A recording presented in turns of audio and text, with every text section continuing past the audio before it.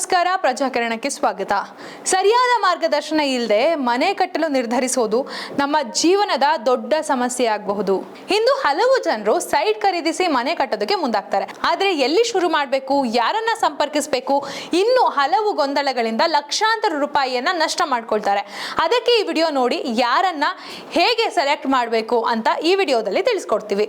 ಮೊದಲು ನಿಮ್ಮ ಕುಟುಂಬದವರ ಜೊತೆ ಕೂತ್ಕೊಂಡು ಯಾವ ರೀತಿ ಮನೆ ಕಟ್ಟಬೇಕು ಅಂತ ನಿರ್ಧರಿಸಿ. ಅಂದ್ರೆ 2 BHK ಕಟ್ಟಬೇಕಾ, 3 BHK ಕಟ್ಟಬೇಕಾ, ಡೂಪ್ಲೆಕ್ಸ್ ಕಟ್ಟಬೇಕಾ, ಎಷ್ಟು ಚದರ ಅಡಿ, ಎಷ್ಟು ಅಂತಸ್ತು, ಇವೆಲ್ಲವನ್ನ ನಿಮ್ಮ ಕುಟುಂಬದ ಜೊತೆಗೆ ಮೊದಲು ಪ್ಲಾನ್ ಮಾಡಿ. ನಂತರ ಲೈಸೆನ್ಸ್ ಪಡೆದಂತಹ ಆರ್ಕಿಟೆಕ್ಟ್ ಅಥವಾ ಸ್ಟ್ರಕ್ಚರಲ್ ಇಂಜಿನಿಯರ್ ಅಂತ ಇರ್ತಾರೆ, ಅವ್ರನ್ನ ಸಂಪರ್ಕ ಮಾಡಿ. ನಿಮ್ಮ ಬಜೆಟ್, ಮನೆಯ ವಿನ್ಯಾಸ, ಎಲಿವೇಶನ್ ಹಾಗೂ ನಕ್ಷೆಯನ್ನ ಫೈನಲ್ ಮಾಡಿಕೊಂಡು ಅವರಿಗೆ ತಿಳಿಸಿ.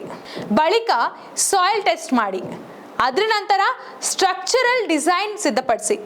ನಂತರವೇ ಅನುಭವ ಇರುವಂತಹ ಗುತ್ತಿಗೆದಾರರಿಗೆ ಕೆಲಸವನ್ನ ನೀಡಿ.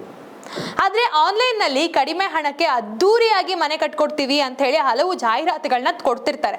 ಆದ್ರೆ ಅವರನ್ನ ನಂಬಕ್ ಹೋಗ್ಬೇಡಿ. ಅವರನ್ನು ಸಹ ಪರಿಶೀಲಿಸಿ. ನಂಬೋದಕ್ಕೆ ಅನ್ನೋಕ್ಕಿಂತ ಅವರನ್ನ ಸರಿಯಾಗಿ ಪರಿಶೀಲಿಸಿ. ಸರಿನಾ, ತಪ್ಪ, ಏನು, ಏನಾದ್ರು ಫ್ರೀಯಾಗಿ ಕೊಡ್ತಿದ್ದಾರೆ, ಕಮ್ಮಿ ಕೊಡ್ತಿದ್ದಾರೆ ಅಂತ ಹೇಳಿ ಅಳ್ಳಕ್ ಬೀಳಕ್ ಹೋಗಿ ಮೊದಲು ಅವರು ನಿಮ್ಮ ಹತ್ರ ಅಡ್ವಾನ್ಸ್ ಇಸ್ಕೊಂಡು ನಂತರ ಅವರು ಸಂಪರ್ಕಕ್ಕೆ ಸಿಗದೆ ಹೋದ್ರೆ ಏನ್ ಮಾಡ್ತೀರಾ? ಅದಕ್ಕೋಸ್ಕರ ಮೊದಲು ಮುಖ್ಯವಾಗಿ ನೀವು ಮಾಡ್ಬೇಕಾಗಿರೋದು ಅವರನ್ನ ಸರಿಯಾಗಿ ಪರಿಶೀಲಿಸಿ, ಯಾರಿಗೆ ಕೊಡ್ತಿದ್ದೀರಾ ಏನು ಅಂತ ಹೇಳಿ. ಇನ್ನೊಂದು ಮುಖ್ಯ ವಿಷಯ ಏನಪ್ಪ ಅಂತ ಹೇಳಿದ್ರೆ, BBMP, BDA ಅಥವಾ ಸಂಬಂಧಪಟ್ಟಂತಹ ಸ್ಥಳೀಯ ಪ್ರಾಧಿಕಾರದಿಂದ ಬಿಲ್ಡಿಂಗ್ ಪ್ಲಾನ್ ಅಪ್ರೂವಲ್ ನ ಪಡೆದು ಮಾತ್ರವೇ ಕೆಲಸವನ್ನ ಆರಂಭಿಸಿ. ಇಲ್ಲದೆ ಹೋದ್ರೆ ಮುಂದೆ ದಂಡ, ನೋಟಿಸ್ ಅಥವಾ ಕಾನೂನು ಸಮಸ್ಯೆ ಎದುರಿಸಬೇಕಾಗತ್ತೆ.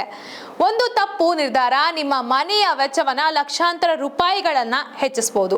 ಆದ್ರಿಂದ ಸರಿಯಾದ ಆರ್ಕಿಟೆಕ್ಟ್, ಇಂಜಿನಿಯರ್ ಮತ್ತು ಬಿಲ್ಡರ್ನ ಆಯ್ಕೆ ಮಾಡಿದ್ರೆ ಮಾತ್ರ ನಿಮ್ಮ ಕನಸಿನ ಮನೆ ಯಾವುದೇ ತಲೆನೋವಿಲ್ಲದೆ ಸಾಗುತ್ತೆ. ಅದಕ್ಕೋಸ್ಕರ ನಿಮ್ಮ ಕನಸಿನ ಮನೆ ಸುಸೂತ್ರವಾಗಿ ನೆರವೇರಬೇಕು ಅಂತ ಹೇಳಿದ್ರೆ ಇದನ್ನೆಲ್ಲ ಸರಿಯಾಗಿ ಫಾಲೋ ಮಾಡಿ. ನಿಮ್ಮ ಮನೆ ನಿಮ್ಮ ಕನಸಿನಂತೆ ಅದ್ಧೂರಿಯಾಗಿ ಬರುತ್ತೆ.